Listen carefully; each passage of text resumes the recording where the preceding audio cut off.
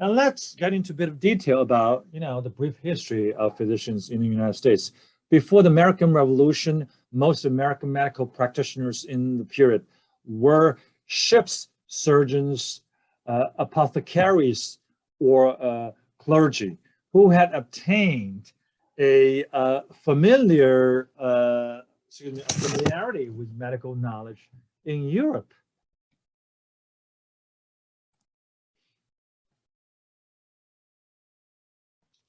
A second feature, anyone who wanted to practice medicine could do so and could claim the title of doctor before the American Revolution, which in Europe was reserved exclusively for persons fully educated at a university. So that literally tells us that, medicine was not a very well-established profession before the American Revolution. It was not well respected. And there's a lack of regulation. And an interesting fact is that the first American medical school was established in 1765 at the College of Philadelphia. Today's University of Pennsylvania, right? A highly prestigious university with a very prestigious medical school. After 1800, okay, couple features emerged. First, American medical schools mushroomed as school after school was established. Clearly, there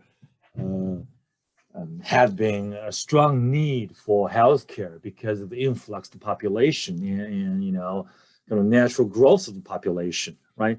Second, the quality of medical education in the United States remained low still, okay? Physicians themselves had little prestige as late as 1850, okay?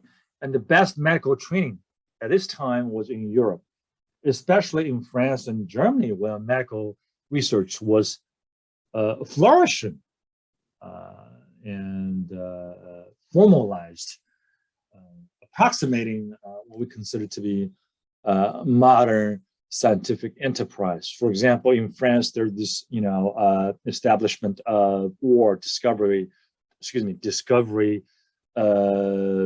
germ as the main causes a lot of disease by Louis Pasteur, and also his discovery and invention, really, pasteurization.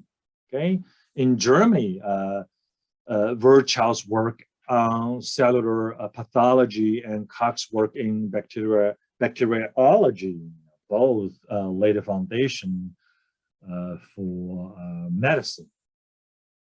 In the late 1800s, beginning 1870, large numbers of American students flocked to the famous clinics and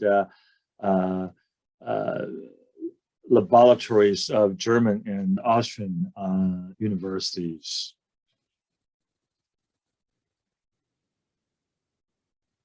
And after the beginning of 20th century, medical research in the United States began to surpass that of Europe. Okay, so let's recap of American medicine and the general history of physicians in the United States. So American medicine had been influenced by the British until 1820s, the French until the American Civil War, and then by the Austrians and Germans. By 1895, the Americans were ready to forge ahead, thanks to the vast sums of money poured into medical research by private American philanthropic foundations like Carnegie and Rockefeller families. And here I want to quickly talk about a couple prominent figures in the evolution of American medicine. Okay, first is Henry Bowditch. Okay, and he founded the first experimental physiology laboratory at Harvard in 1871. He introduced inductive reasoning into American medical science and popularized the use of stethoscope. Second important figure is William Welch, Dr. William Welch. He discovered Staphylococcus in 1892, kind of bacteria, right? Began the first pathology laboratory at Bellevue Hospital in 1878. And he was also the first dean and founder of the first school of public health in the country, Johns Hopkins School of Hygiene and Public Health. Another prominent figure is James McCune Smith.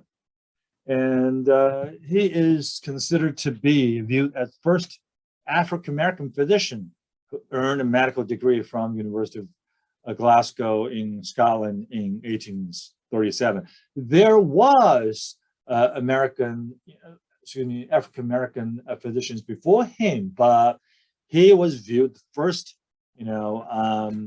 physician that received formal education, because prior to 1850, if you remember, I talk about the fact that anyone who want to practice medicine can claim to be a doctor.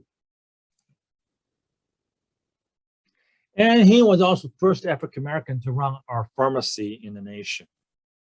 Okay,